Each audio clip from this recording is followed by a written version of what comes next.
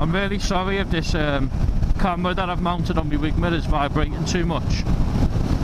If you just nod your head at the same frequency as the vibrations though, you'll never notice that it's vibrating.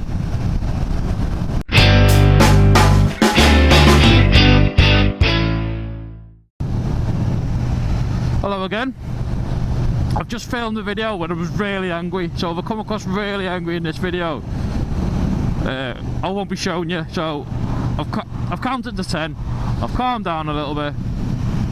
Hopefully this video is going to be alright. At this video I'm going to be doing I'll do the top 5 things I don't like about this KTM Superduke, because I'm going to be honest, and everyone needs to know. And if you watch the video, you'll see why I'm being honest. Right, let me think. Right, six gear on this Superduke. The first thing, 6 gear on this Superduke on UK roads is pretty much redundant. You never use it. You'd only get into 6 gear when you start doing illegal speeds. And if you're going sort of like 70, it's a bit boggy.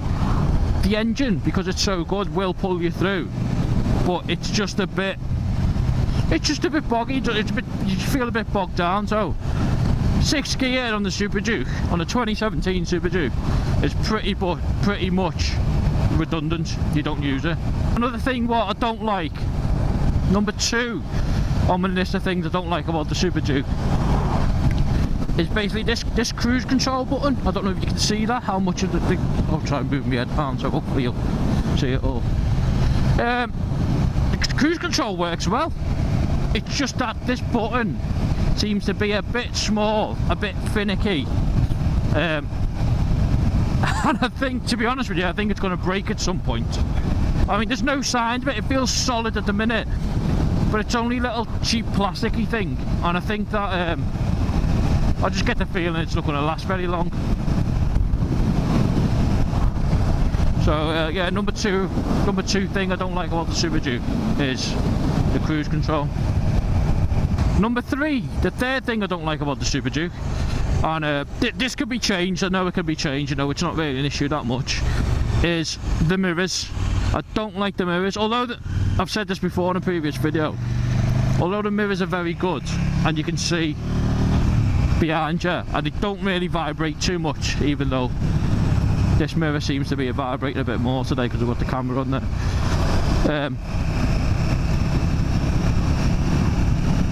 What was I saying? Oh yeah, the mirrors just stick out a little bit further from the end of the bar. So let's get past this guy. So when you're trying to manoeuvre in tight spots, so I imagine like filtering, I haven't really done much of it yet, I haven't had to, but I imagine filtering with these mirrors is going to be an absolute nightmare.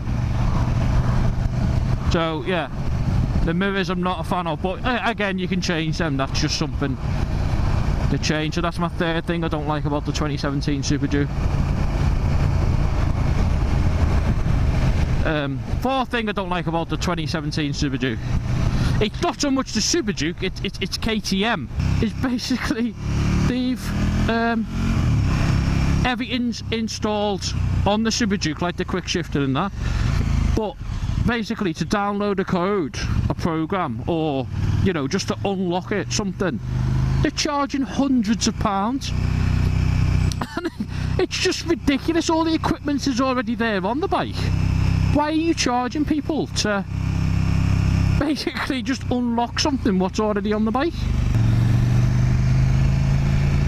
And the fifth thing, in fact we'll do 6 things I don't like about the KTM, because I've just thought of another.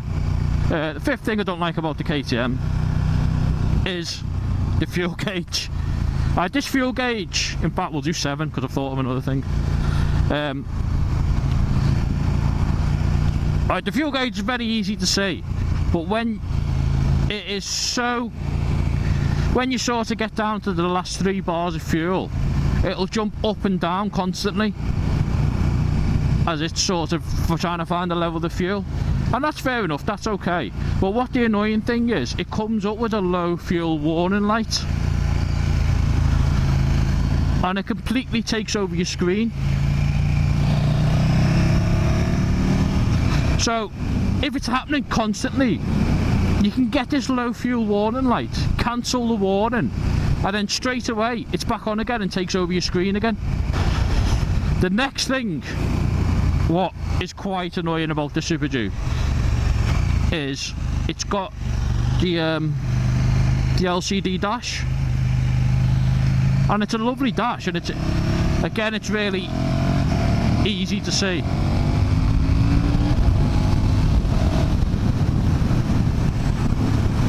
But if you go into a shaded area, and I'm talking like what we're going through now, maybe a little bit dimmer than this, a little bit more overcast with the trees and that. I hope it might have happened in this video, I don't know, I haven't noticed it. Ever so slightly shaded, right? The dash goes into the different contrast mode. And again, if you're going through stuff like this, it's really annoying. So it's constantly flicking between sort of like the day and the night mode. And I wish there was like a timer on it or something like that. I'm not quite sure how it works, but there was a timer, so it just sort of waited sort of 10 seconds before switching over, or probably more like 5 actually. And my last sort of annoyance about the KTM is there's a slight, and I'm talking about a really slight, vibration in the pegs around 4,000 to 5,000 RPM if you're sitting sort of like at a constant throttle. There's nothing through the handlebars are brilliant. Just on the standard pegs there's a slight vibration, and of course if I find more I'll let everyone know, because to be fair you need to know. I want to tell people.